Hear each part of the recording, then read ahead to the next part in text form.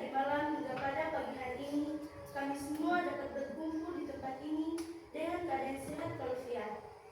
Ya Tuhan, sekarang kami ingin memulai kegiatan pembelajaran kami. Kami mohon berkat dan lindungilah kami, agar kami dapat menyelesaikannya dengan baik. Dikau namamu kami puji, kini dan sepanjang segala masa. Amin. Dan Bapa. Baik, silakan duduk.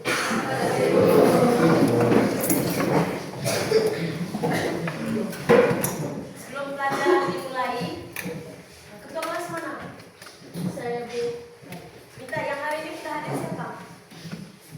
Hadir semua. Hadir semua Bu. Terima kasih karena kalian sudah hadir semua di sekolah.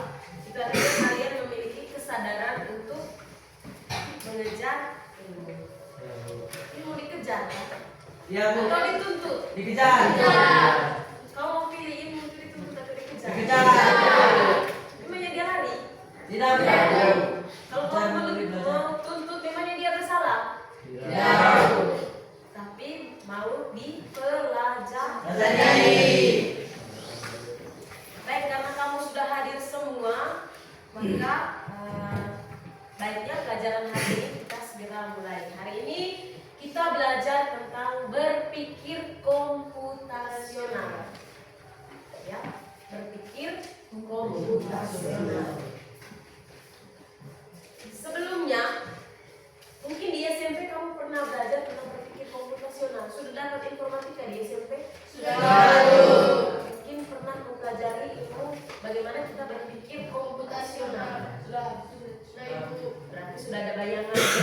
Baik, untuk menguji pemahaman awal kalian itu, tadi Ibu sudah bagikan ini ya, kuesioner pemahaman awal kisah tadi. Silakan diisi. Ibu mau tahu seberapa jauh kamu memahami tentang materi ini. Silakan.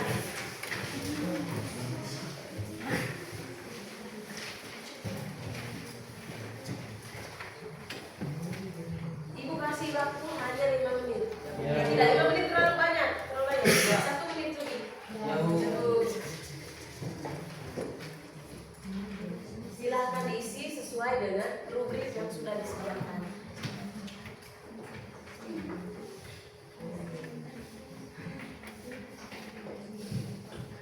Di situ kamu lihat ada 4 kotak yang bisa kamu pilih sesuai dengan pertanyaan di sebelahnya. Ada sangat paham, kurang paham, dan tidak paham. Nanti disesuaikan dengan kamu punya pemahaman. Kalau kamu salah memahami, silakan centang di sangat paham. Paham.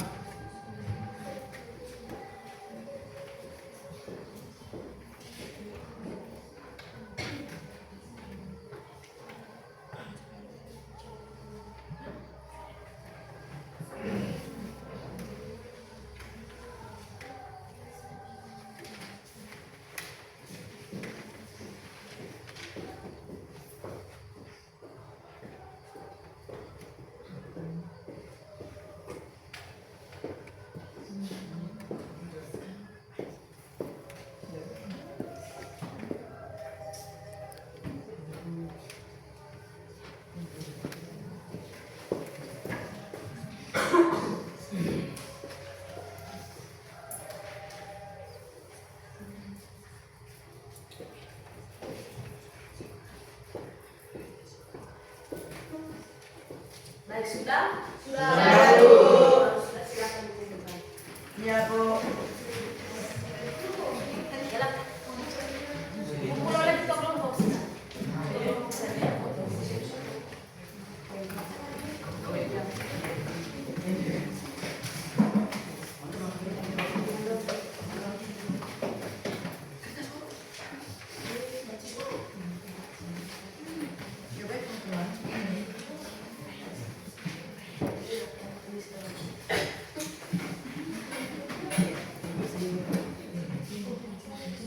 Sudah semua ya?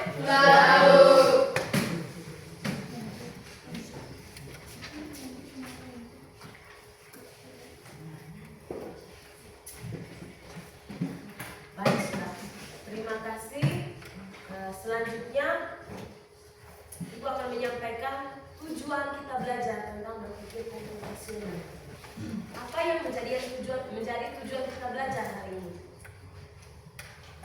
Nanti kamu bisa lihat di slide yang ibu tampilkan. Di sini ada beberapa tujuan pembelajaran. Yang pertama, siswa memahami konsep berpikir komputasional. Yang kedua, siswa menerapkan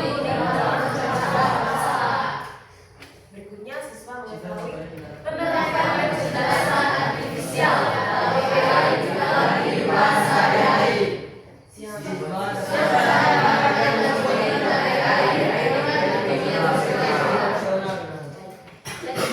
Tujuan pembelajaran ada berapa? Ada 4 tujuan pembelajaran ini harus dicapai.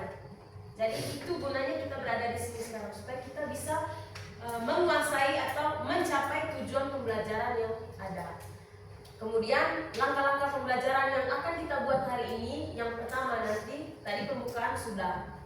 Nanti di kegiatan inti, ibu yang pertama akan memberikan materi sedikit pengenalan tentang coding dan AI dalam berpikir komputasional. Kemudian yang kedua, sebentar kita akan diskusi dengan mengadopsi penerapan dari model pembelajaran problem based learning. Jadi model pembelajaran kita hari ini adalah problem based learning dengan langkah-langkahnya. Yang pertama nanti kita akan berdiskusi.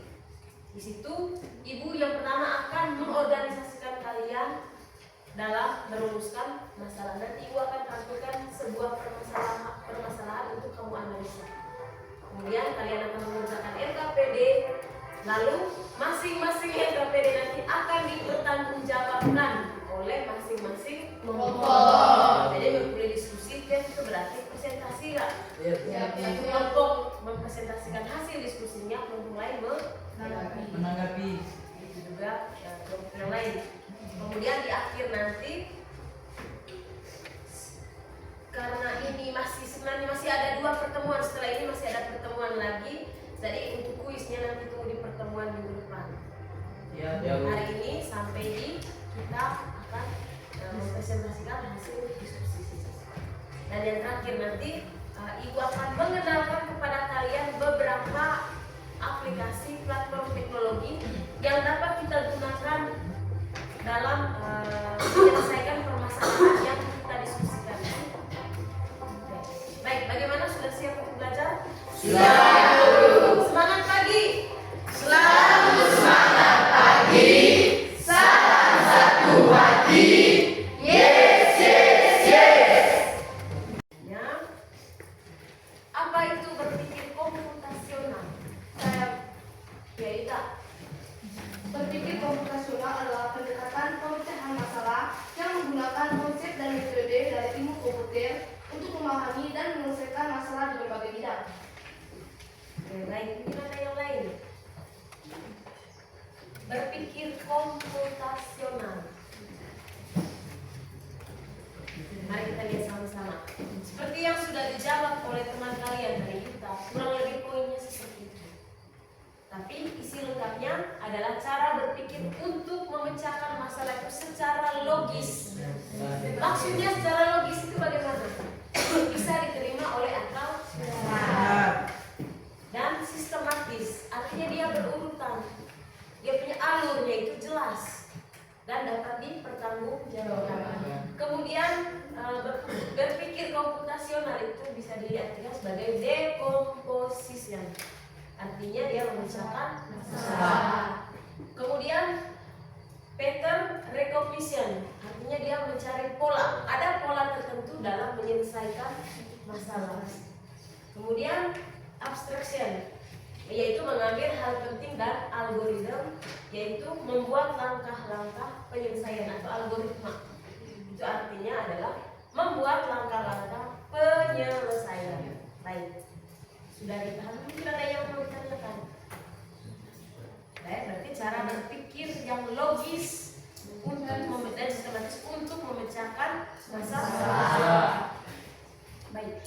Apa peran coding dalam berpikir komputasional? Coding itu kemarin adalah sebuah instruksi atau perintah. Nah, peran coding dalam berpikir komputasional. Tadi berpikir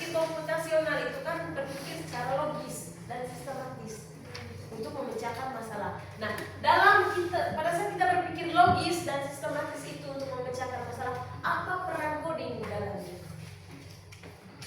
Coding sebagai apa di situ?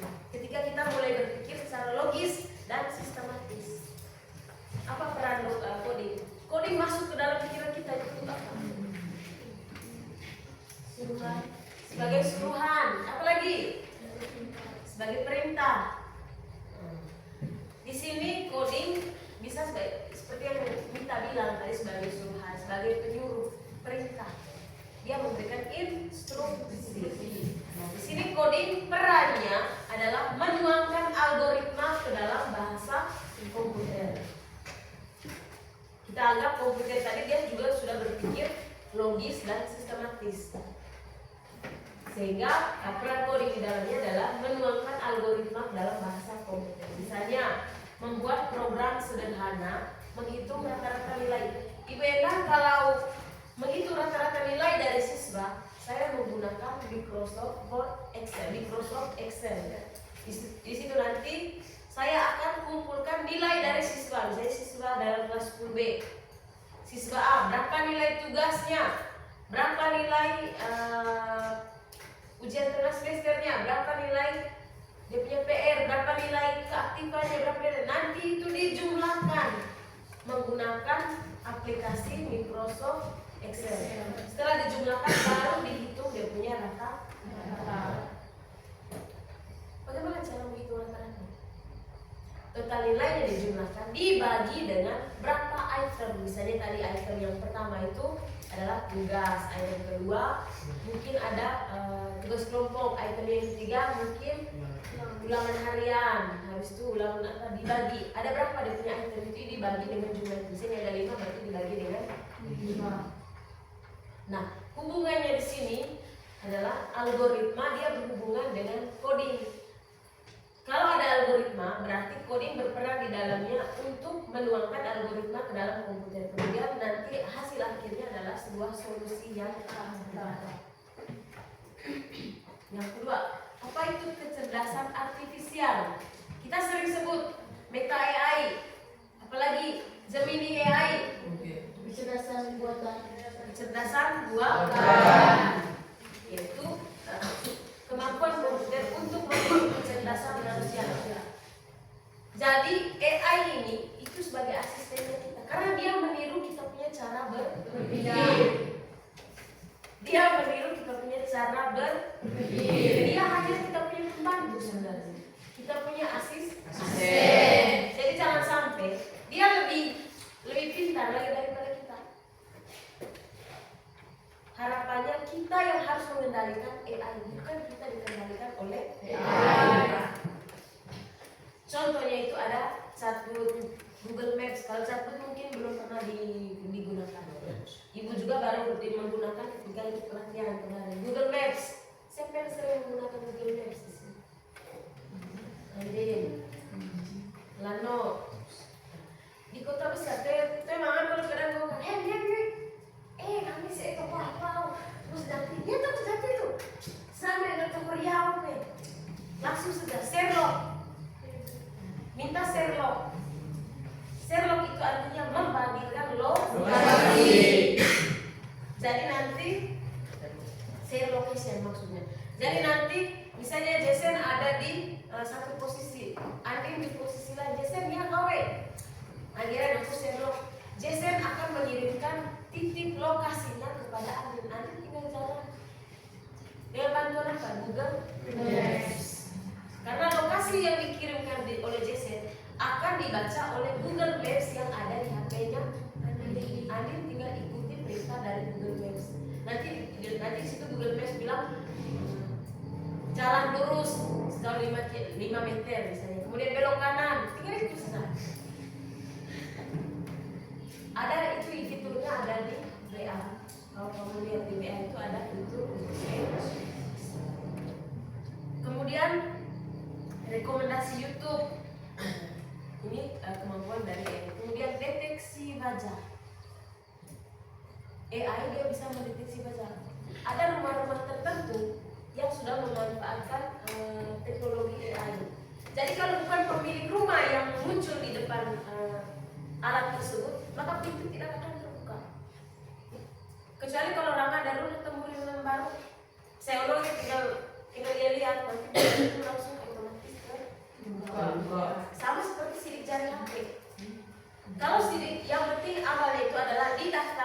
di bidangmu. Kita punya muka jelek didaftarkan ke teknologi AI supaya dia simpan. Oh Irama ada murid baru. Sehingga pas kita pulang dari pasar, pulang dari sekolah, kita datang lagi tinggal lihat, ya akan terbuka sendiri. Itu juga dengan kita punya HP. Kalau kita sudah daftarkan sidik jarinya, mau datang sidik jari orang hutan atau monyet yang bergelantungan datang pencet kamu punya HP, tidak akan terbuka. Itu juga dengan deteksi wajah yang dibuat oleh AI. Apalagi kecerdasan artifisial yang pernah kamu gunakan, ChatGPT, Gemini, Meta. Baik, apa hubungan AI dan berpikir komputasional dalam komputer? Di sini AI menggunakan berpikir komputasional untuk menganalisis data. Itu tadi, kamu punya muka, dia akan analisis bentuk tulang mukanya bagaimana, bentuk tulang hidungnya bagaimana. Biar kamu buat topeng yang mirip, misalnya begini. Misalnya kamu mau mencuri di rumahnya Jason, misalnya kamu buat topeng yang mirip dengan Jason. Terus kamu pergi ke rumahnya Jason dan tampilkan itu topeng, dia tidak akan pernah membuka. Karena apa? Dia sudah menganalisis data dari si Jason. Bentukmu nentuson, mirus nentuson, dianalisis sampai di dalam tulangnya. Jadi tidak bisa kita akalkan. Baik. Kemudian yang kedua, menganalisis data, membuat model prediksi atau algoritma. Kemudian menyederhanakan masalah besar atau abstraction dan representasi. Kemudian AI adalah penerapan berpikir komputasional tingkat lanjut, dia lebih tinggi lagi tingkatannya. Contoh penerapannya dalam kehidupan sehari-hari. Yang pertama itu coding. Penerapan coding dari AI. Yang pertama untuk coding, dia membuat aplikasi sederhana pencatat keuangan. Dia bisa membuat game. Dia bisa membuat apapun yang kita mau. Salah satunya adalah membuat website. Salah satunya lagi tadi itu kan membuat PPT.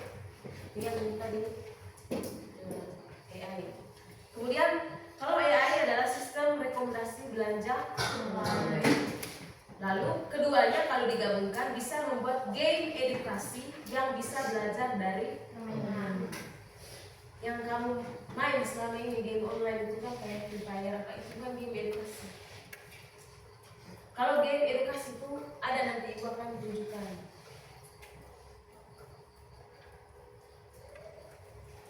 Baik sudah. Mungkin ada pertanyaan sampai sini. Ya saya kira ada.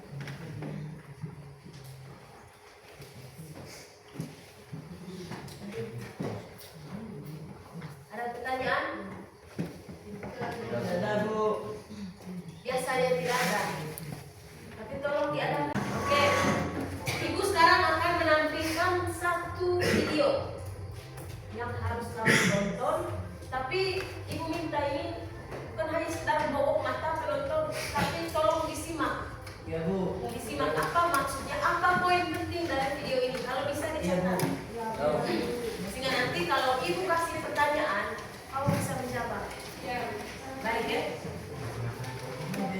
Silakan diperhatikan.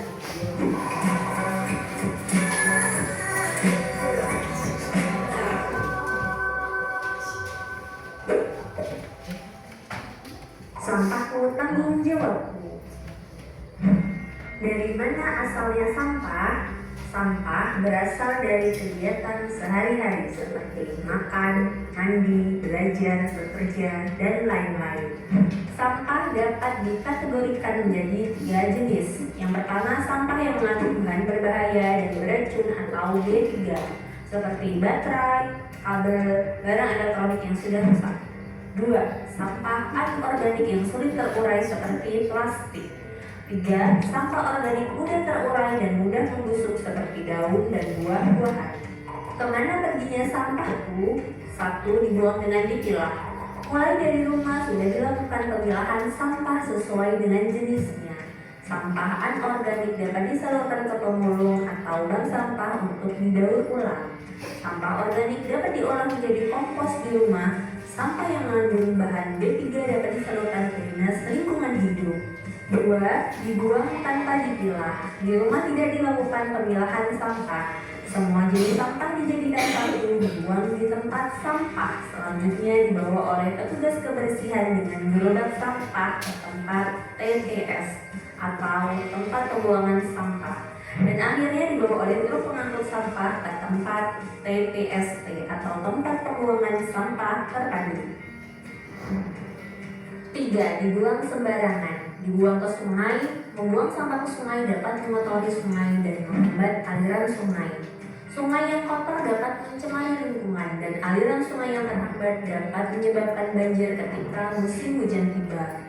Dibakar. Membakar sampah bukanlah solusi yang tepat untuk menghilangkan sampah. Membakar sampah menghasilkan asap yang mencemari lingkungan dan mengganggu kesehatan. Membakar sampah telah dilarang dalam Undang-Undang Persampahan Nomor 18 Tahun 2008. Cara pengelolaan sampah dengan 3 cara: cegah, pilah, olah. Cegah ialah kunci karena cegah merupakan momen penting untuk agar momen pilah dan olah tidak melelahkan. Contoh cegah dengan membawa kantong belanja sendiri, membawa tempat makan dan minum sendiri ketika bepergian. Pilah adalah memilih sampah sesuai dengan jenisnya. Kategori sampah, pilah dapat dilakukan di rumah dengan memilih sampah sesuai jenisnya. Pemilihan sampah akan memudahkan pengelolaan sampah dan membantu pekerjaan petugas kebersihan. Olah adalah mengolah sampah menjadi bahan yang bernilai ekonomis.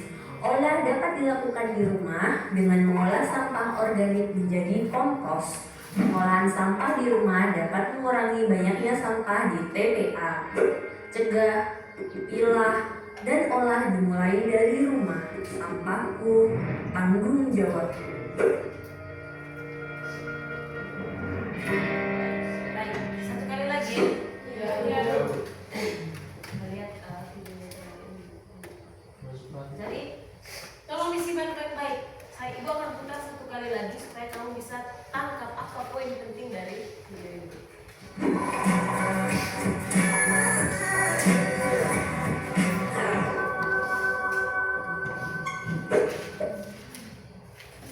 Sampahku, tanggung jawabku. Dari mana asalnya sampah? Sampah berasal dari kegiatan sehari-hari seperti makan, mandi, belajar, bekerja, dan lain-lain. Sampah dapat dikategorikan menjadi 3 jenis. Yang pertama, sampah yang mengandung bahan berbahaya dan beracun atau B3, seperti baterai, kabel, barang elektronik yang sudah rusak. 2. Sampah anorganik yang sulit terurai seperti plastik. 3. Sampah organik mudah terurai dan mudah membusuk seperti daun dan buah-buahan. Kemana perginya sampahku? 1. Dibuang dengan dipilah. Mulai dari rumah sudah dilakukan pemilahan sampah sesuai dengan jenisnya. Sampah anorganik dapat disalurkan ke pemulung atau bank sampah untuk didaur ulang. Sampah organik dapat diolah menjadi kompos di rumah. Sampah yang mengandung bahan B3 dapat disalurkan ke Dinas Lingkungan Hidup. 2. Dibuang tanpa dipilah. Di rumah tidak dilakukan pemilahan sampah. Semua jenis sampah dijadikan satu, dibuang di tempat sampah. Selanjutnya dibawa oleh petugas kebersihan dengan gerobak sampah ke tempat TPS atau tempat pembuangan sampah. Dan akhirnya dibawa oleh truk pengangkut sampah ke tempat TPST atau tempat pembuangan sampah terpadu. 3. Dibuang sembarangan. Dibuang ke sungai. Baik, sudah. Kamu sudah ngerti semua tadi, bahkan 2 kali memang ibu putar. Siapa yang bisa memberitahukan pada ibu dan teman-teman sekalian apa poin penting dari video yang sudah kamu lihat? Apa isi video ini? Silakan. Yang kamu sudah lihat, kamu sudah catat dia punya poin penting. Tidak apa-apa, dijawab saja dulu. Kemudian nanti ada teman-teman yang lengkap. Karena ini juga merupakan bagian dari berpikir komputasional, kamu berpikir secara logis dan sistem. Mungkin ada, silakan. Stella. Princess. Sampah itu dari mana? Ada berapa jenis sampah? Bagaimana cara pengolahannya? Kita, silakan. Yang pertama, akal sampah. Sampah berasal dari kegiatan sehari-hari seperti belajar, mandi, makan, dan kegiatan lainnya. Ada 3 jenis sampah. Yang pertama, bahan berbahaya, contohnya baterai.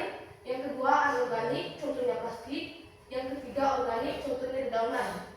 Poin yang kedua, kemana dilarikan sampah?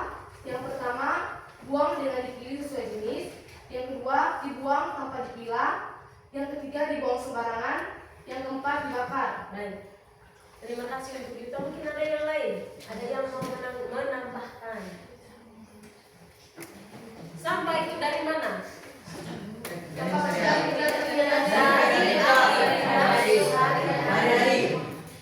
Pertama, kita mandi. Sampah apa yang dihasilkan ketika kita selesai mandi?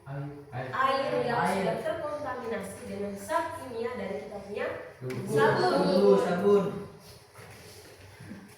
Zat kimia yang ada di sabun, dia mengikat daki. Tahu daki sakit?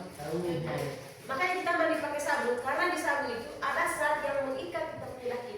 Dia terusur, dia mengikat kita punya daki, terjadi secara proses kimia. Maka daki itu akan keluar dari kita punya tubuh. Beda kita punya tubuh, kita punya kulit, ketika dicuci tanpa menggunakan sabun dan ketika dicuci menggunakan sabun. Karena apa bedanya? Kalau air biasa dia tidak mengikat daki. Kalau sabun ada zat kimianya yang mengikat kita punya kotoran. Dia buang. Nah, air hasil proses bilas itu dia sudah mengandung zat kimia. Berarti dia sudah menjadi limbah. Kalau menjadi limbah berarti dia menjadi sampah. Kemudian aktivitas apa? Aktivitas belanja. Kamu biasanya kalau sudah beli permen, beli mie, beli apapun, pasti sampahnya tidak pernah dibuang ke tempat sampah ya. Ya. Kamu buang sembarangan. Bukan itu. Karena kebiasaan. Siapa yang di rumahnya ada tempat sampah? Semua. Di dalam rumah. Kalau di kelas ada tempat sampah? Ada. Itu sebuah kebiasaan yang baik untuk mengelola sampah.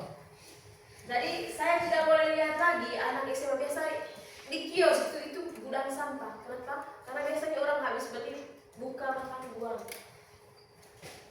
Ada sedikit rasa tergugah, ada sedikit rasa takut untuk membuang sampah. Pikir kok saya menyakiti saya punya ini. Saya membuat saya punya masa depan juga nanti pasti kena masalah. Mungkin saja sampah yang saya buang hari ini menyebabkan banjir 5 tahun lagi. Jadi ingat, apa yang kita tanam hari ini itu yang akan kita tuai.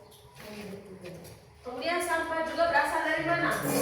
Dari asap kendaraan bermotor. Jika kamu bawa motor, dia mengeluarkan asap. Asap itu dari mana? Dari knalpot. Kenapa sampai keluar asap? Karena ada hasil pembakaran apa? Bahan bensin dibakar di dalam kendaraan. Nah, bensin tersebut setelah dia terbakar, dia akan menghasilkan gas beracun atau limbah, namanya gas CO2. Jadi kalau ada motor yang lewat atau bus, biasanya dari kami itu racun setan. Tidak boleh. Biasa kami lewat toko, ada orang-orang tertentu yang suka mencium aroma di toko, boleh lewat toko, asal arungan sholat lihat bagaimana seperti parfum saja. Tidak boleh. Karena mengandung CO2, zat yang sangat berbahaya untuk kesehatan tubuh. Karena CO2 itu sudah dibuang oleh tubuh. Kita menghirup oksigen dan membuang CO2. Menghirup oksigen dan membuang karbon dioksida. O2 itu dibutuhkan, CO2 dibuang. Oksigen dibutuhkan, karbon dioksida dibuang. Buang. Jadi kalau ada asap kendaraan bermotor, usahakan kita menutup hidung. Ini kan tutup hidung hamil, wah, sama sebagai termasuk. Karena ada pernapasan melalui hidung dan ada pernapasan melalui mulut. Atau tutup mulut, hirup kan.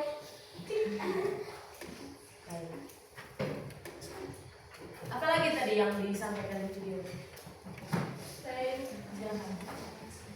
Jadi Bu, informasi yang paling penting yang saya petik dari video tadi adalah bahwa membakar sampah telah dilarang dalam Undang-Undang Nomor 18 Tahun 2008. Baik. Kenapa itu tadi? Kenapa sampah itu? Pemerintah mengeluarkan undang-undang untuk melarang membakar sampah. Karena sampah akan disalahgunakan dan lain Berarti kamu sudah paham yang ibu jelaskan. Karena asal pembakarannya itu merupakan sebuah polusi atau sampah. Jadi kalau sampah tidak dibakar, dia masih di sampah itu dimakan. Diapakan?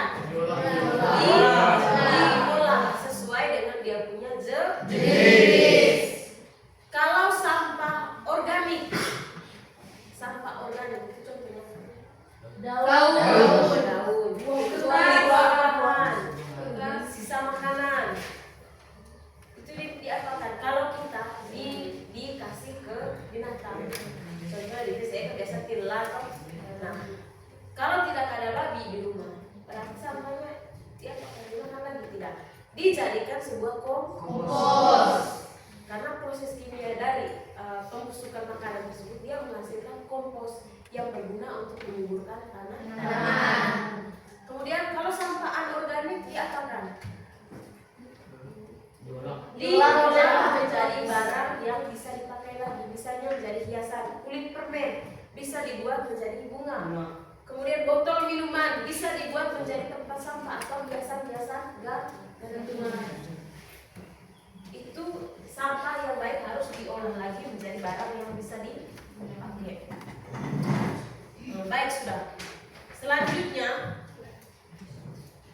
Ibu tanya lagi berkaitan dengan video tadi. Apa dampak dari permasalahan lingkungan yang tidak terkelola dengan baik? Masalah apa yang ditimbulkan jika sampah atau lingkungan itu tidak dikelola dengan baik? Kelompoknya Jason apa? Kami Bu Stella. Apa dampak dari permasalahan lingkungan yang tidak dikelola dengan baik? Ada beberapa dampak dari permasalahan lingkungan yang tidak dikelola dengan baik. Antara lain, yang pertama, pencemaran. Lingkungan menjadi kotor akibat sampah, limbah, dan asap. Ini mencemari udara, air, dan tanah. Yang kedua, penyakit.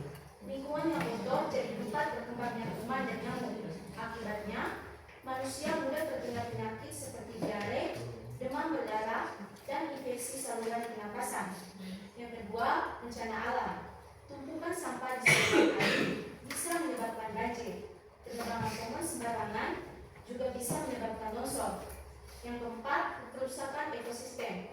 Hewan dan tumbuhan kehilangan tempat tinggal. Keanekaragaman hayati bisa berkurang. 5. Pemanasan global. Polusi dan kerusakan hutan meningkatkan suhu bumi. Akibatnya, iklim jadi tidak menentu dan es di kutub mencair. Yang keenam, turunnya kualitas hidup. Lingkungan yang kotor membuat hidup jadi tidak nyaman, tidak sehat, dan sulit untuk berkembang. Terima kasih, silakan dulu. Jadi kamu sudah dengar ada banyak dampak ketika sebuah lingkungan itu tidak terkelola dengan baik. Akibatnya nanti ke siapa? Ke kita sendiri. Ketika terjadi pemanasan global, maka kita menjadi korban dari kita punya kesalahan sendiri, dari kita punya kelalaian sendiri. Kita kena penyakit dari mana? Dari kita punya kebiasaan buruk. Jadi tadi ada berapa yang kamu sudah dengar tadi? Ada 7 dampak. Ada 6. Nanti yang lain itu coba dicari lagi. Masih banyak dampak lainnya. Oke. Sekarang coba buka buku masing-masing. Buka buku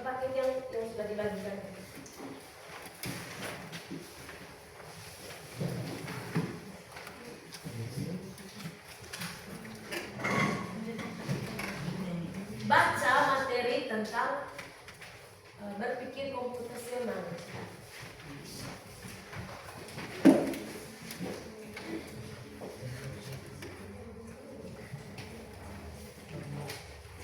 Bab 2, berpikir komputasional.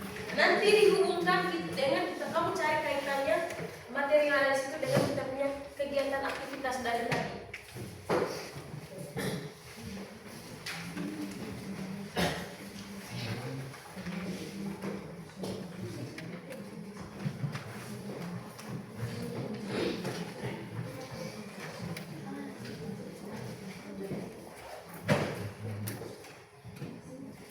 Coba perhatikan, tadi di video itu ada sampah, ini ada masalah, sampah yang berserakan. Nah, sampah ini bagaimanakan? Kita pilah. Setelah kita pilah, kita apa? Kita olah. Nah, di sini kalau kamu bisa melakukan hal ini, berarti kamu sudah berpikir secara komputasional. Karena apa? Karena ada dia punya langkah-langkah sistematis. Ada dia punya sequence untuk memecahkan permasalahan sampah. Kamu memecahkan permasalahan sampah ini dengan yang pertama kamu memilah sampah, kemudian kamu mengolah. Ketika kamu sudah berhasil mengolah sampah, berarti permasalahan ini sudah dipecahkan. Kamu sudah melakukan berpikir secara komputasional. Makanya tadi ibu tayangkan video tentang sampah. Bagaimana logikanya kamu untuk memecahkan sebuah permasalahan. Silakan dibaca. Sama toh? Ya.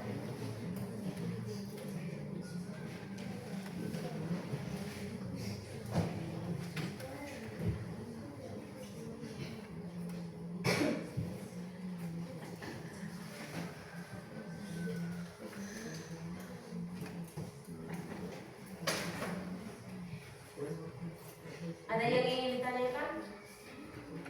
Tidak ada. Nah, anak-anak, ini ada sebuah artikel. Kita masuk pada kerja LKPD. Kita masuk pada sesi diskusi kelompok. Ini ada apa namanya tadi? Artikel. Ibu sudah bagikan tadi di awal artikel tentang pengelolaan persoalan sampah. Silakan kalian membaca. Setelah dibaca, satu lagi ya. Setelah dibaca, tolong buat sebuah peta konsep mengenai artikel ini. Kira-kira apa masalahnya, apa dampaknya, apa dia punya solusi.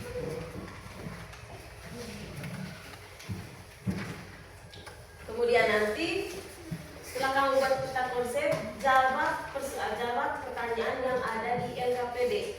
Ini ibu bagikan LKPD-nya, saya tinggal kerjakan di sini.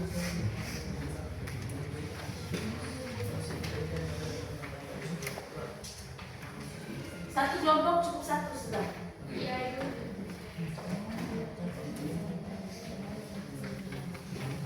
Nah, di situ di LKPD itu ada berapa kolom? 2, 4, 5. Yang pertama masalah lingkungan. Kamu cari masalah lingkungan apa yang kamu temukan dalam artikel. Kemudian penyebabnya apa, dampaknya apa, solusinya apa. Kemudian yang terakhir nanti kita akan mencari teknologi atau inovasi pendukung. Setelah kita berpikir secara komputasional, kita kaitkan dengan AI. Kita gunakan teknologi untuk mendukung kita menyelesaikan persoalan ini. Coba.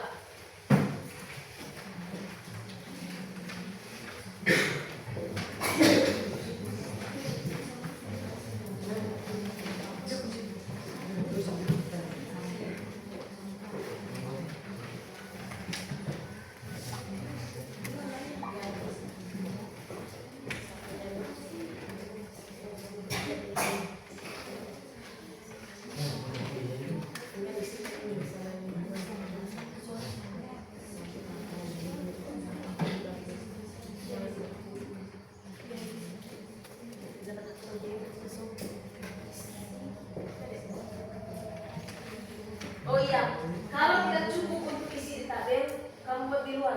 Yang penting jelas: 1, masalah lingkungan; 2, penyebabnya; 3, dampaknya.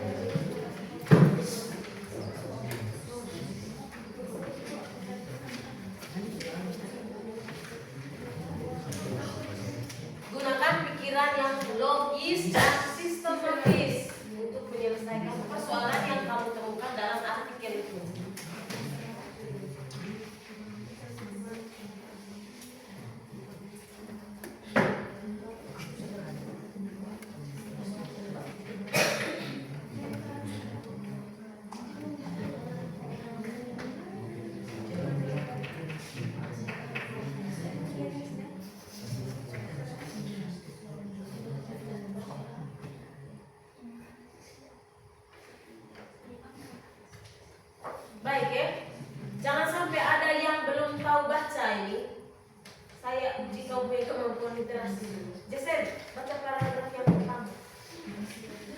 Soalan sampah yang menjadi perhatian pemerintah adalah sejak lama. Jumlah sampah yang dihasilkan akan berjumlah sekalian tiap tahunnya.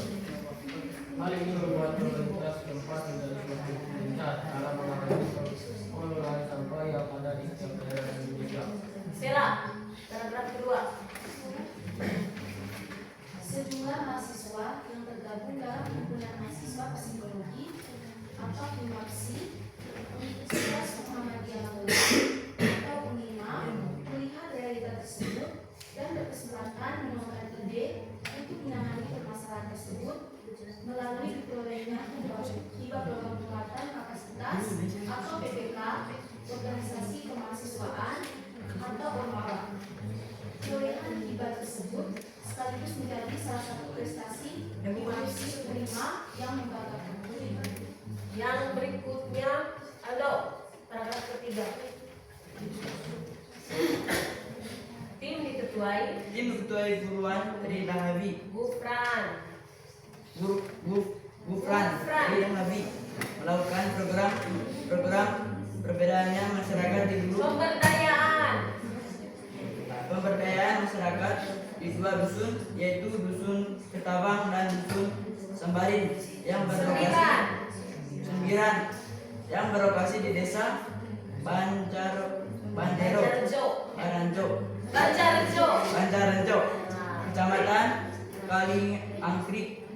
Kaliangkrik, Kabupaten Magelang. Dari kedua dusun tersebut, salah satunya telah memiliki fasilitas banyak bank sampah, namun sempat vakum selama 2 tahun akibat pandemi COVID-19. Oleh karena itu, tim menginisiasi terbentuknya rumah sampah kita Banjarjo atau RSDBM di lokasi terpilih tersebut. Ya, baik. Lanjut. Satu kelompok cukup satu permasalahan supaya yang penting variasi.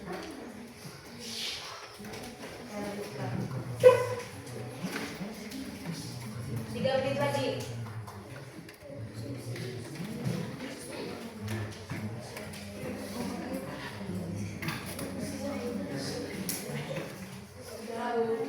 Sudah? Kelompok 2? Belum. Kelompok 3? Sela? Sudah? Kelompok 4?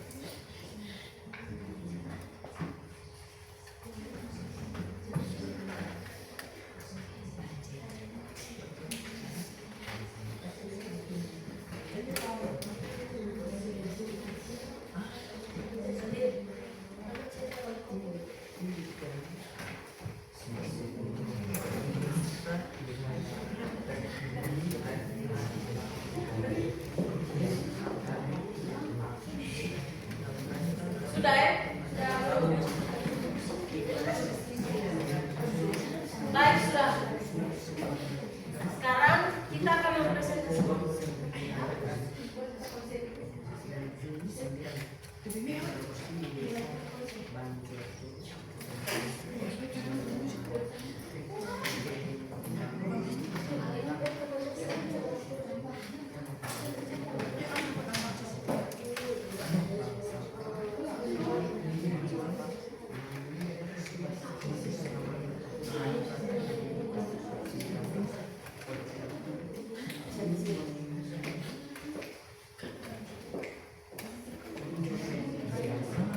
Baik, sudah.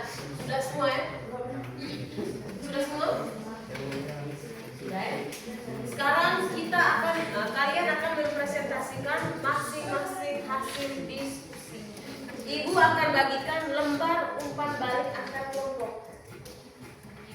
Ya.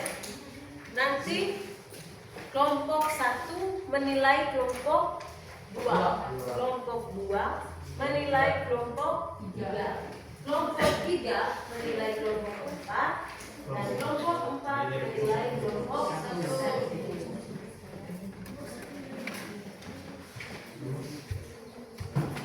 Sebelum kamu mempresentasikan, coba lihat itu lembar penilaian sekarang.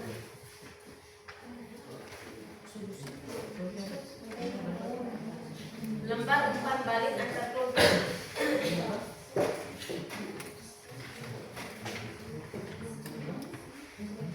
Lihat, di situ yang pertama relevansi solusi. Apakah solusi yang diajukan sesuai dengan masalah?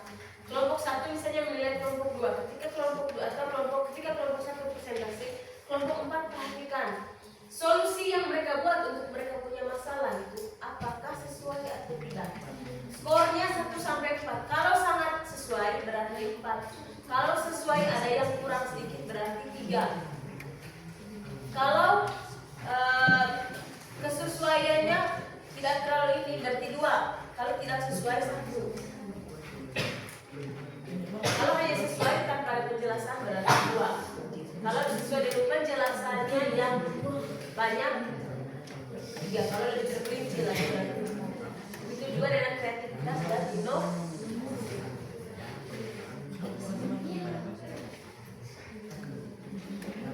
Lihat, ada pedoman di belakangnya itu. Kalau 1 kurang, 2 cukup, 3 baik, 4 sangat baik. Kurang itu berarti kurang relevan, tidak inovatif, sulit diimplementasikan. Yang kedua cukup memiliki ide dasar yang baik tapi masih perlu banyak perbaikan. Itu 2 nilainya. Kalau solusinya cukup inovatif dan dapat diimplementasikan dengan sedikit perbaikan berarti 3. Kalau solusinya sangat relevan, kreatif, mudah diterapkan berarti nilainya skornya 4. Selain kamu, ibu juga akan menilai setiap kelompok. Ini satunya pedoman. Baik, sudah.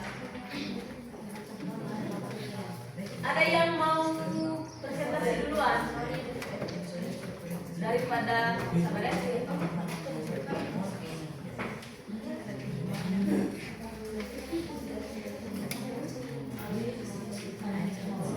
Ada yang mau presentasi duluan? Kami mau.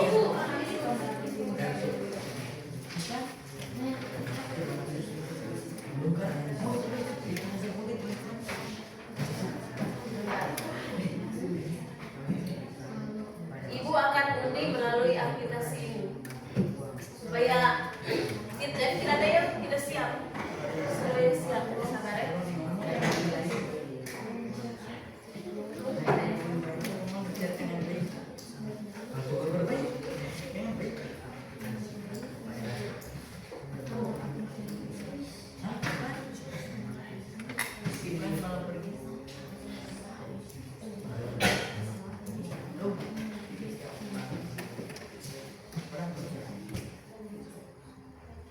Baik, karena waktu sudah tidak memungkinkan, jadi hanya presentasi hanya satu kelompok.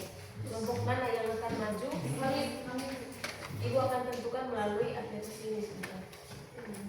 Jadi ini bukan ibu yang pilih, bukan berdasarkan hasil pilih kasih, tapi ditentukan oleh spin dari aplikasi.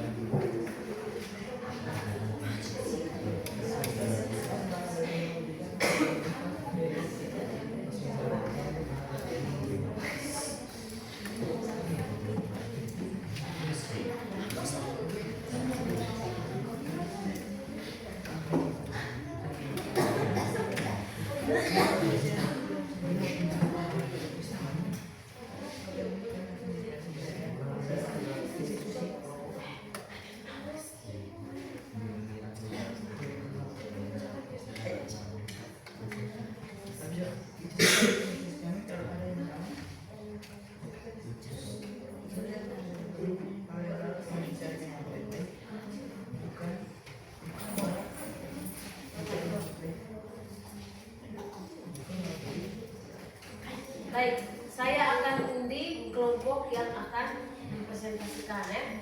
Lihat terbaik sudah. Kita ada 4 kelompok. Kita mulai.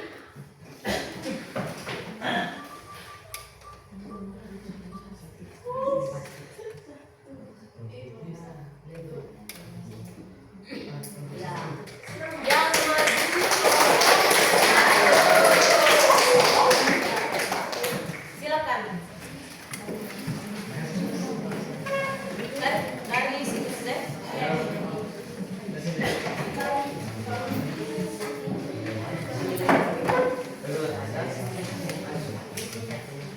Silakan kelompok 1. Atau di sini sudah. Terlihat kamera. Baik. Selama kelompok 1 mempresentasikan hasil diskusi mereka, kelompok yang lain perhatikan dan silakan menanggapi. Bukan untuk mencari celahnya mereka, tapi menanggapi, kemudian memberikan kritikan dan masukan. Sedangkan kelompok 4 coba kasih umpan balik dengan mengisi rubrik yang ibu sudah bagikan tadi. Silakan mulai. Baik, selamat pagi teman-teman dan ibu guru.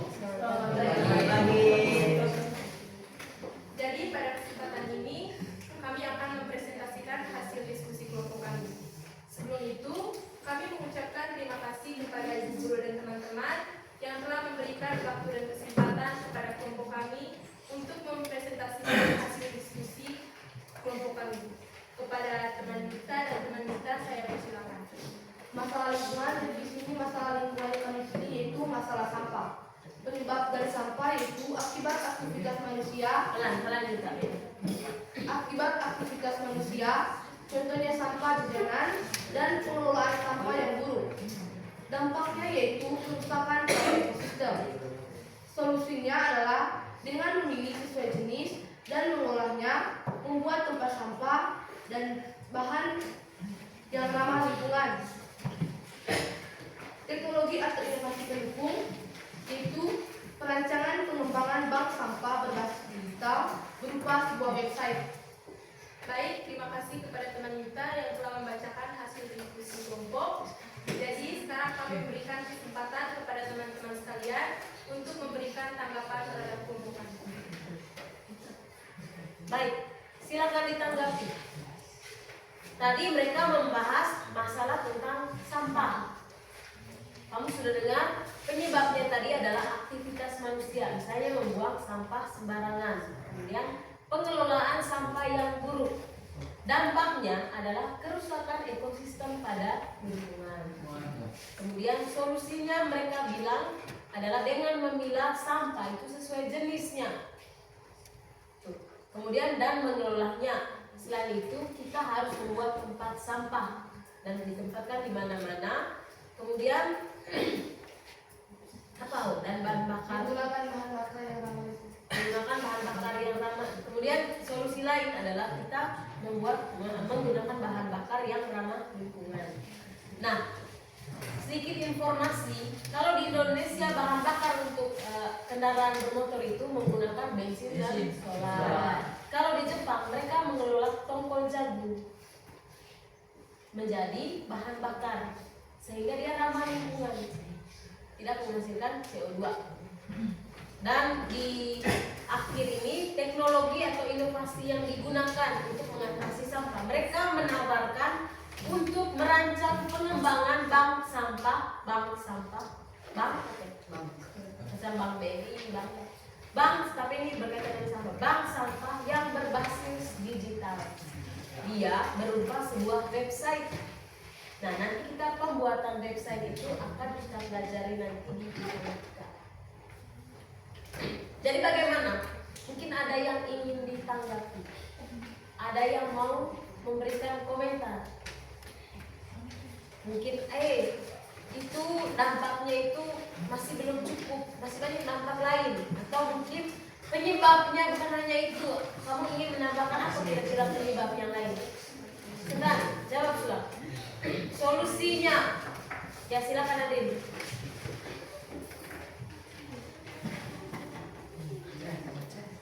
Silakan ditanggapi. Mungkin ada yang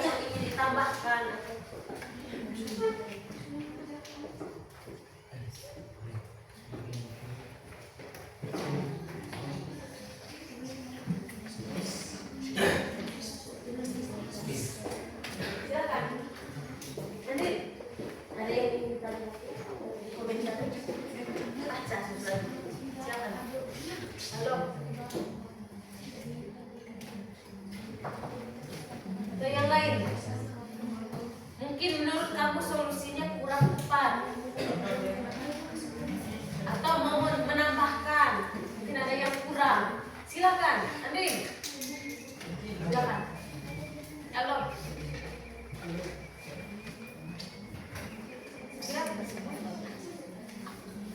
Atau mau menanyakan, silakan.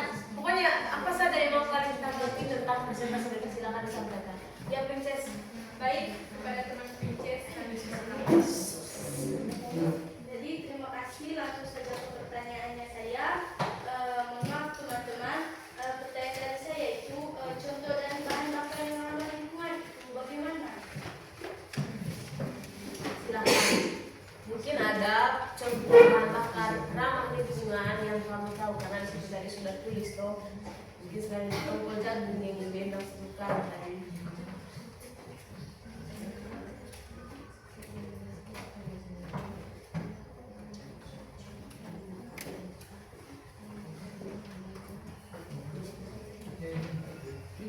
Baik, kami akan menjawab pertanyaan dari teman Princess.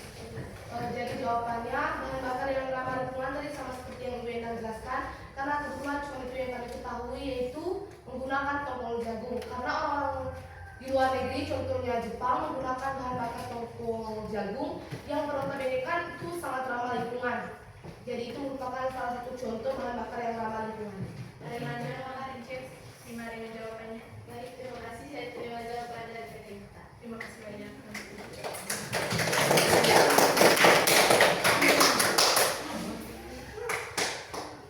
Mungkin ada lagi yang lain, bahan bakar yang kamu tahu.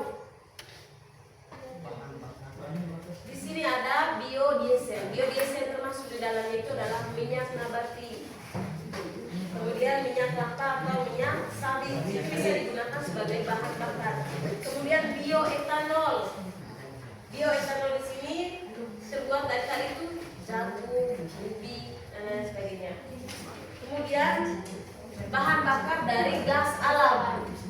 Contohnya itu adalah pembangkit listrik tenaga uap PLTU Sili Ulum 2. Itu juga masih ramah lingkungan karena dia alami.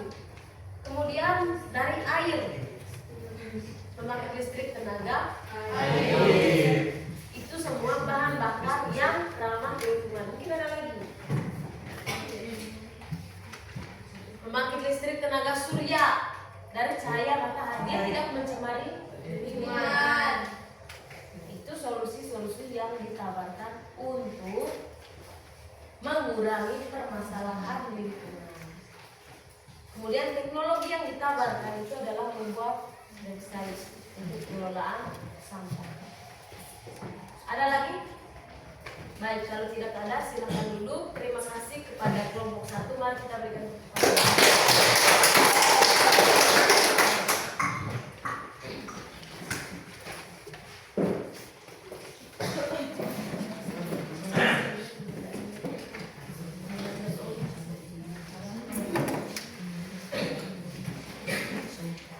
Baik, sudah adik-adik.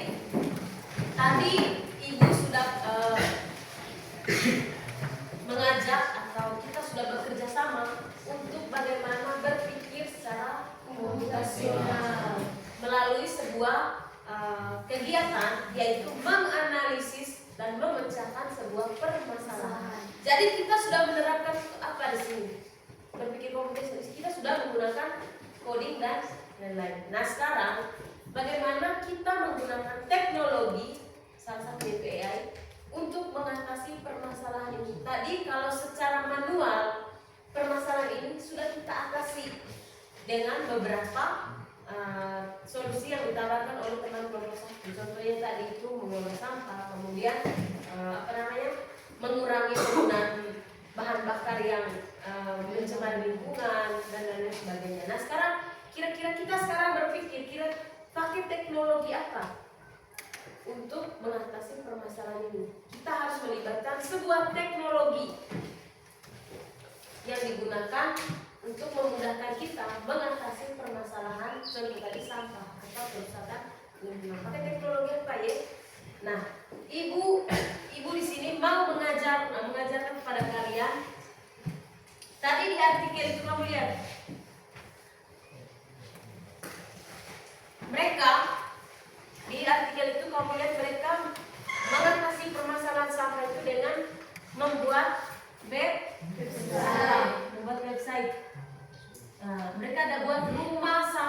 digital. Mereka membuat rumah sampah digital. Bagaimana rumah sampah digital ini? Di situ sudah mereka jelaskan apa yang mereka lakukan. Nah, jadi sampah-sampah ini, sampah yang dari rumah ini, mereka bawa ke RSDB, dari rumah sampah digital. Mereka isi dulu datanya di bednya, kemudian bawa ke RSDB untuk ditukarkan dengan uang. Jadi ada sebuah tempat yang membeli sampah, sehingga sampah dari orang-orang di Magelang ini mereka tidak dibuang sembarangan karena menghasilkan uang. Jadi mereka dijual lagi, uang timbang mulai sih. Contoh di situ aja. Kalau tidak ada yang mereka cari di situ aja, kita buang dari situ aja. Tapi sekarang orang datang ambil, atau beli, kita punya besi di situ aja. Itu sampah sebenarnya. Nah, kalau sini mereka di RSDB ini mereka membeli sampah. Kenapa mereka beli? Bisa mengolah barang yang berguna. Untuk diolah kembali menjadi barang yang berguna. Selain itu untuk mengurangi dampak kerusakan lingkungan. Nah, itu dari solusi dari artikel. Nah, solusinya kita sekarang di sini ada beberapa teknologi yang bisa digunakan. Sebentar ya. Nah, ini mungkin kamu pernah dengar ada beberapa kecerdasan artifisial yang bisa digunakan, yaitu Tinkercad. Kemudian ada Google Teachable Machine plus 3.0 plus AI extension untuk simulasi teknologi. Memang ini aplikasi-aplikasi yang baru toh, yang baru kamu dengar, dan ibu juga sebenarnya masih baru mengenai hal ini. Kalau di Tinkercad, kebetulan ibu sudah download dia punya modul ini. Tinkercad ini bisa membuat tempat sampah yang menggunakan sensor otomatis. Jadi kalau kita sudah berada di dekat tempat sampahnya terbuka sendiri. Dia memanfaatkan teknologi AI. Tapi menurut saya kita belum bisa buat seperti itu. Kenapa belum bisa? Karena memang fasilitasnya kurang memadai. Tetapi sebenarnya kita bisa mendesain tempat sampah tadi melalui Tinkercad ini, aplikasi Tinkercad. Bisa ini dia punya apanya.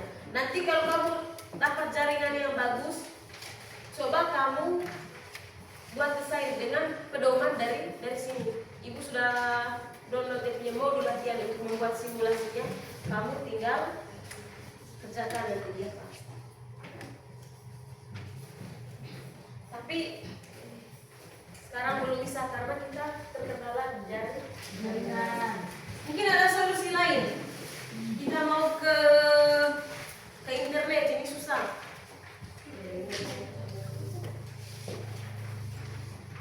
Bagaimana sudah?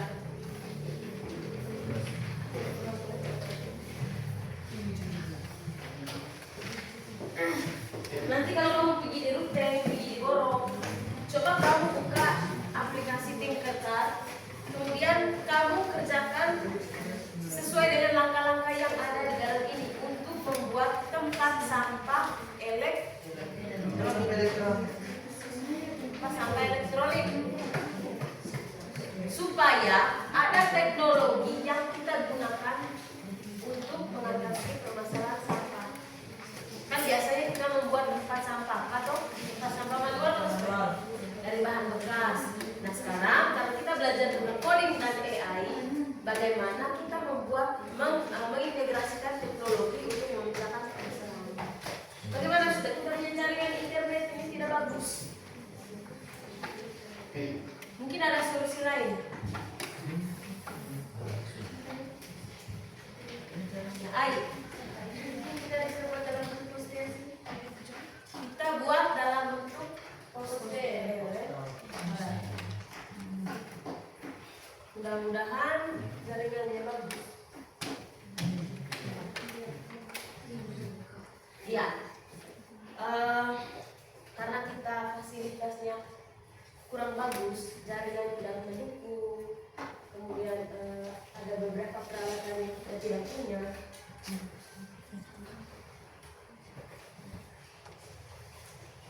sebaiknya kita membuat poster.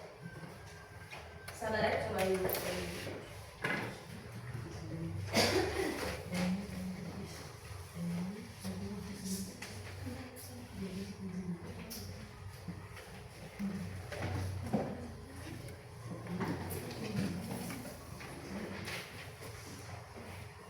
Kamu buat poster, coba kita pakai aplikasi Canva.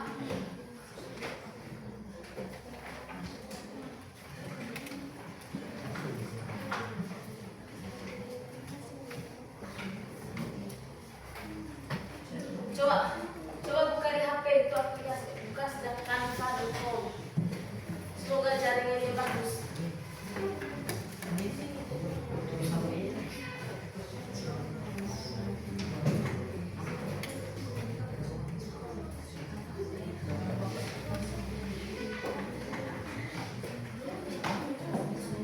Baik, coba perhatikan. Tadi karena kita belum bisa membuat aplikasi karena memang jaringannya kita yang tidak mendukung, ada teman yang mengusulkan salah satu penyelesaian adalah menggunakan poster. Tetapi poster ini didesain melalui sebuah aplikasi Canva. Salah satunya contohnya aplikasi Canva. Nah, sekarang kalau kamu punya jaringan bagus, coba dibuka. Buka aplikasi Canva, kita mencoba mendesain sebuah poster. Poster tentang apa? Tentang pemberitahuan cara untuk mengelola sampah atau dampak dari sampah yang tidak terkelola. Sehingga orang menjadi tahu, oh sampah ini menyebabkan ini. Jadi cara solusinya seperti ini. Kita memberikan informasi, itu bagian dari menyelesaikan persoalan. Memberikan informasi kepada orang. Sudah bisa buka? Ya, Bu.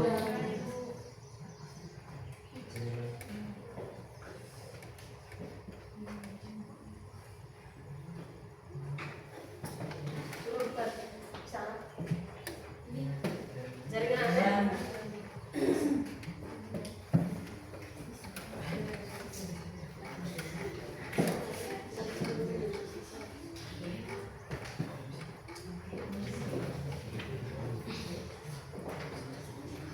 Kalau kita jaringan di sekolah yang tidak bagus, tetap nanti kalau misalnya ke Borong atau kemana-mana, coba kamu gunakan ya deh.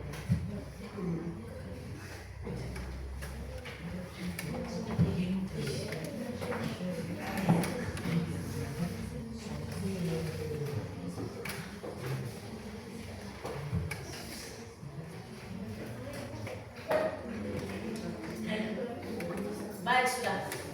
Kalau gitu sekarang coba kamu buat poster sih.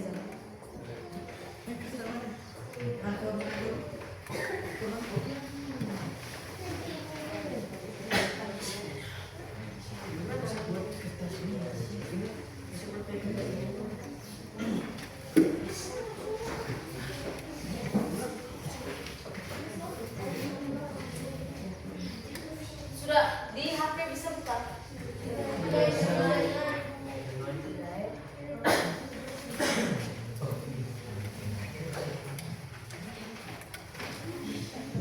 Lihat, diaplikasikan. Kalau kamu nanti kalau punya Canva, pas kamu buka itu muncul tampilan seperti ini. Nah, kita mau buat apa sekarang? Lihat, di sini kebetulan jaringan ini lagi bagus. Kamu bisa mendesain apa saja. Kalau kita mau pakai Canva, orang kalau membuat website di sini di Canva AI. Canva AI ini digunakan untuk membuat game, membuat website. Ini hanya pengenalan saja dulu. Nah, caranya bagaimana? Bisa di sini. Sebentar ya. Kita ke ChatGPT dulu. Kita minta berikan saya prompt, misalnya prompt untuk membuat website kelas atau website sampah ya. Contoh. Mudah-mudahan jaringannya bagus supaya bisa. Nah, ini jawaban dari ChatGPT.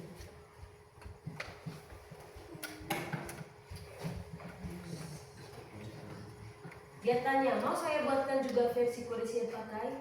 Ya.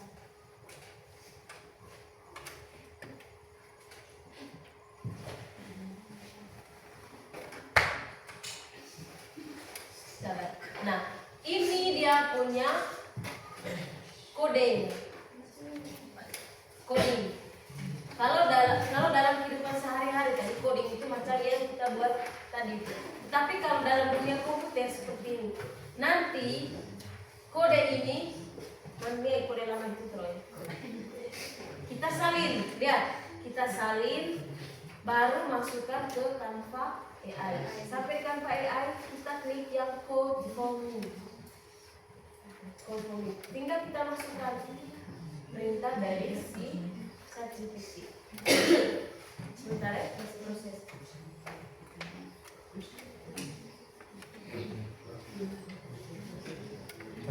Proses codingnya itu ini. Kalau dalam komputer, di kita punya otak juga sebenarnya kurang lebih seperti ini. Otak terjemahkan apa yang kita pikirkan, apa yang kita lihat. Nah, bahasa-bahasa ini yang kamu lihat ini namanya JavaScript, bahasa JavaScript. Kalau kamu masuk jurusan informatika atau sistem informasi nanti, kamu akan bertemu dengan bahasa JavaScript seperti ini. Yang aja baca, yang bisa baca ini komputer. Yang mengerti maksudnya komputer. Coba perhatikan. Dulu sarjana informatika kalau membuat aplikasi mereka harus kuasai ini satu persatu, tulisan ini yang tidak boleh ada salah. Sekarang dengan adanya AI bisa langsung segera terbaca. Kita tidak perlu tulis lagi kodenya satu persatu, tapi AI bilang, nah ini sudah jadi kita punya website sampah. Lihat. Ini kita punya website sampah. Kita website ini kita bisa bagikan linknya nanti ke orang-orang. Perhatikan. Kita bagikan linknya ke orang-orang supaya orang-orang juga bisa lihat, mereka belajar apa itu jenis-jenis sampah. Oh, ini ada sampah organik, ini ada sampah plastik. Kalau bisa juga buat poster.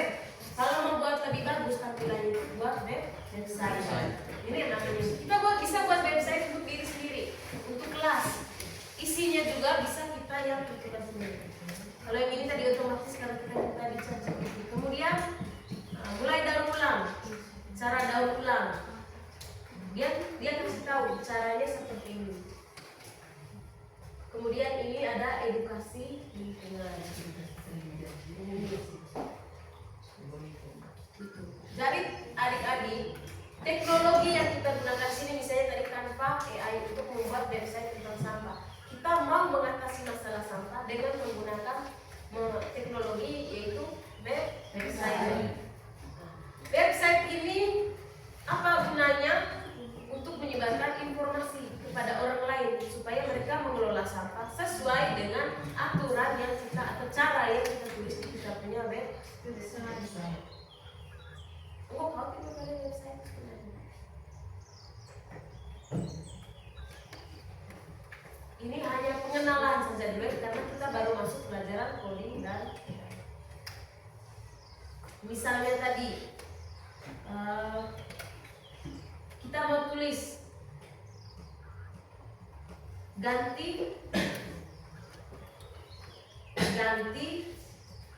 tambahkan nama sekolah misalnya.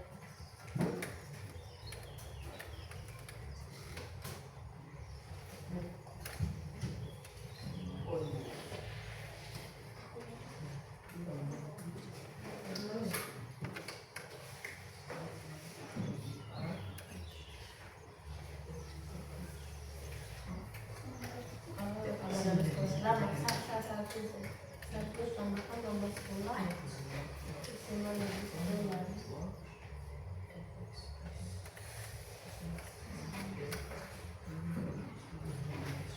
Nah, ini tinggal copy lagi dia punya perintah tadi, perintah yang ini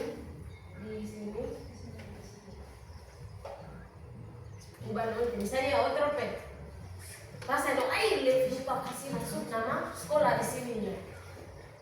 Kita tinggal ubah lagi di dia punya promnya. Prom yang ini tadi. Mana? Kita copy lagi, kemudian paste di sini. Dengan mencantumkan nama sekolah misalnya. Nama sekolah SMAN 1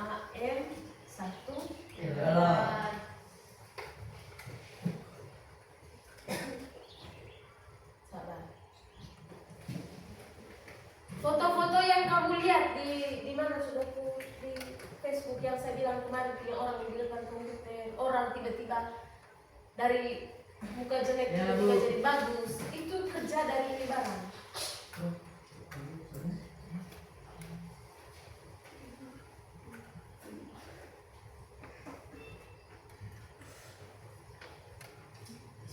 Kita bisa edit. Kita tinggal suruh perintah, tolong buatkan foto seorang perempuan yang bodinya bagus, rambutnya panjang, sedang berdiri di pinggir banteng, menggunakan pakaian ini, dia memegang iPhone ini. Terus tinggal tambahkan kita punya muka, dia buat gitu. Kita salin, kemudian masukkan ke sini. Nah lihat, perhatikan ya. Tadi, oh ya ini sudah muncul nama SMA Negeri 1 Jakarta. Tapi yang kita maksudkan dari SMA Negeri 1, dia masih membaca kode yang kita berikan. Oh coding ketemu ini coding kalau di komputer. Tetapi kalau dalam kehidupan kita sehari-hari itu kita serumit ini bahasanya.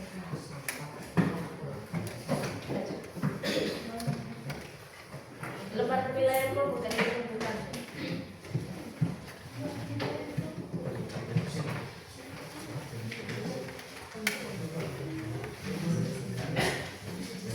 Minggu depan kita masih lanjut materi ini. Tetapi untuk minggu depan itu kita buat dalam bentuk aplikasi, sudah buat ini barang sudah.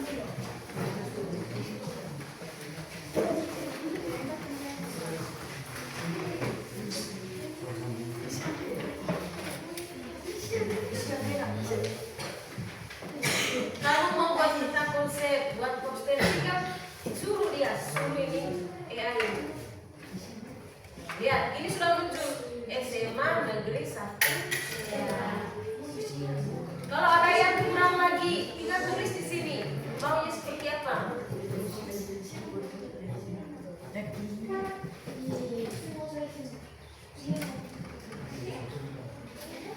Ada yang ingin tanyakan? Mungkin ada yang ingin tanyakan?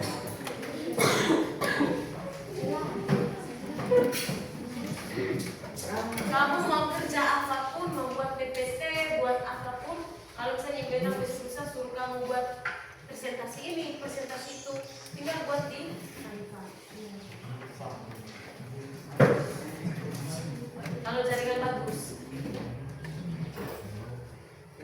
yang kamu gunakan sudah ini, ini dia punya penerapan teknologinya. Kalau tidak menggunakan teknologi berarti kita menggunakan sampah yang manual.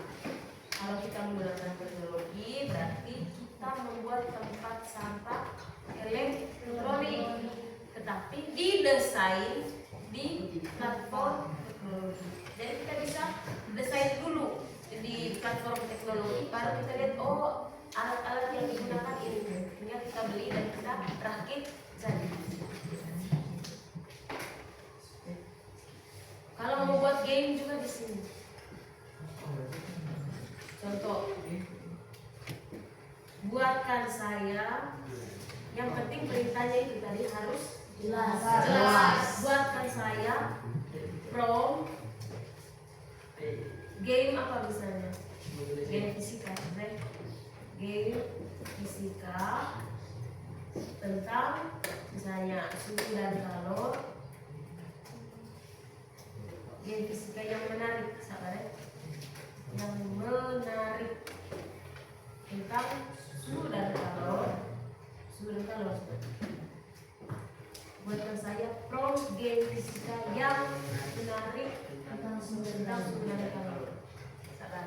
lihat nanti hasilnya. Oke. Jadi kita semua ini bisa jadi programmer. Dulu kalau orang kok kelas yang lain lihat, tunggu apa ya, nggak bisa pada gini. Karena buat curi di situ. Orang yang buat lagu menangis itu yang buat lagu manual, karena dengan AI sudah semudah itu buat lagu. Makanya dengan dari akan senang baca, nulis baca lagu itu karena AI yang baca.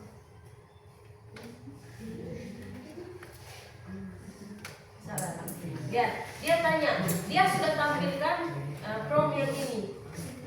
Ini kita bisa gunakan, bisa copy yang ini bawa ke Canva. Bisa juga pakai kode HTML tadi atau JavaScript. Dia tanya tadi, mau saya langsung buatkan juga kode HTML? Tinggal salin kode.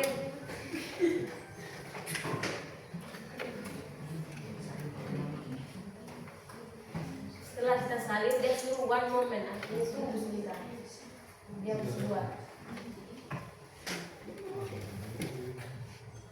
Nah ini sudah.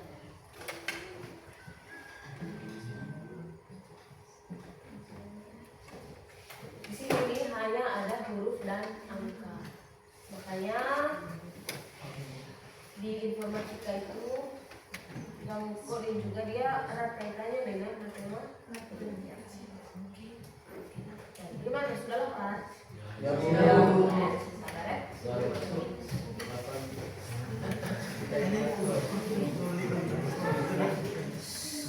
Kalau orangnya jiwanya ada di teknologi, dia tidak akan lupa. Dia lebih penasaran lagi. Nah ini kita sudah buat game. Tinggal kita kerjakan. Kita uji dulu betul. Apa satuan SI untuk suhu?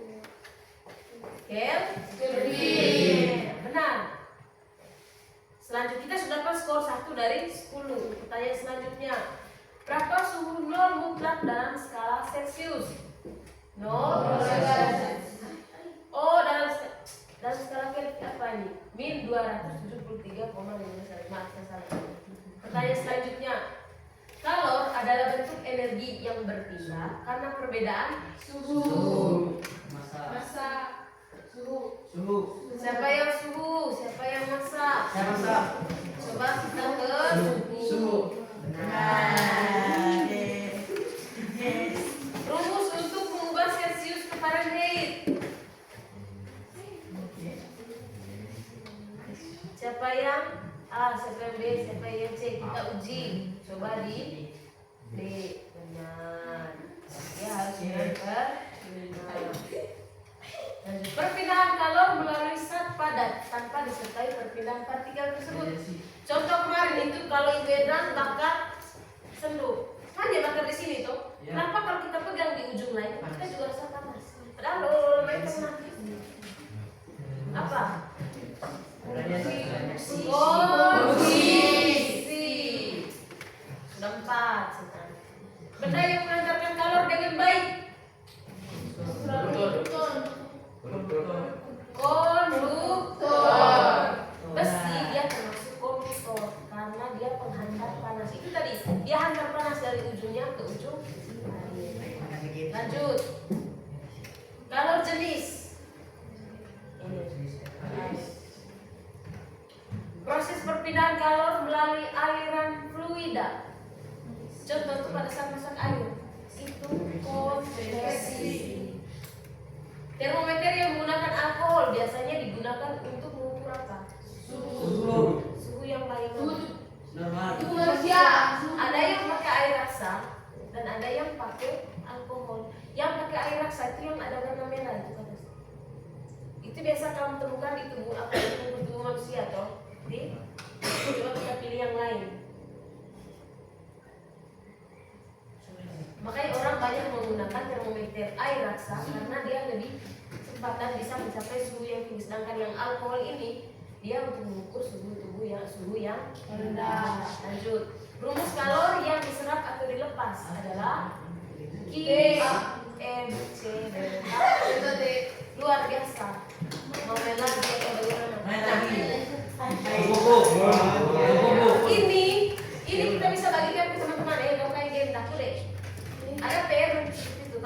suruh buat game, kemudian linknya itu kasih ke saya bisa main tidak?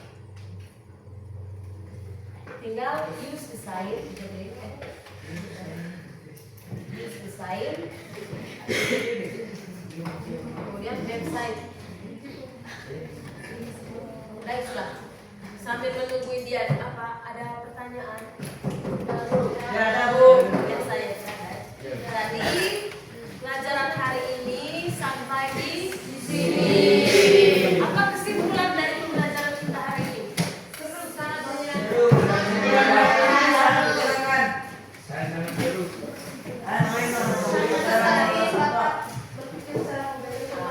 Yang pertama itu kamu sudah bisa berpikir secara rasional. Yang kedua, kamu sudah tahu meskipun hanya pengenalan pemanfaatan AI dalam bidang berpikir komputasional. Dan ada dua tujuan lainnya tadi sudah tercapai. Jadi untuk pelajaran minggu depan kita akan belajar tentang aplikasi sudah. Aplikasi pengelolaan masalah lingkungan negatif. Aplikasi apa yang bisa kita gunakan? Ada lagi? Bagaimana pelajaran hari ini? Menyenangkan bukan? Kamu tertarik kah? Lihat, Seta. Ini kita punya game tadi. Kita publish dia punya website, publish dulu, dipublikasikan dulu supaya bisa dilihat oleh orang yang lain. Kalau kamu kasih langsung link ini ke kita, itu nanti orang bisa edit lagi kamu punya gini karena kamu kasih masternya. Sementara tujuannya kamu ini mau kasih supaya mereka tinggal main. Berarti dia harus di sini tuh publish this. Itu juga kalau dalam Google Drive. Kita tidak boleh kasih link master karena orang bisa otak atik, bisa ubah. Kita harus kasih link publish untuk tinggal pakai. Yes. Nah, inilah dia punya linknya. Copy baru kita kirim kemana lewat PA. Link ini yang benar. Nanti kalau orang akses ini berarti langsung muncul game kan? Cuma muncul di kode-kode yang dalam sekarang itu kita punya sebenarnya. Kita punya bagian masternya itu. Baik, hari ini sampai di sini. Ibu sangat senang karena kamu memperhatikan, menyimak pelajaran ini dengan baik. Dan harapannya kamu semakin penasaran. Ya, Untuk belajar coding dan AI lebih jauh. Baiklah, sebelum kita akhiri,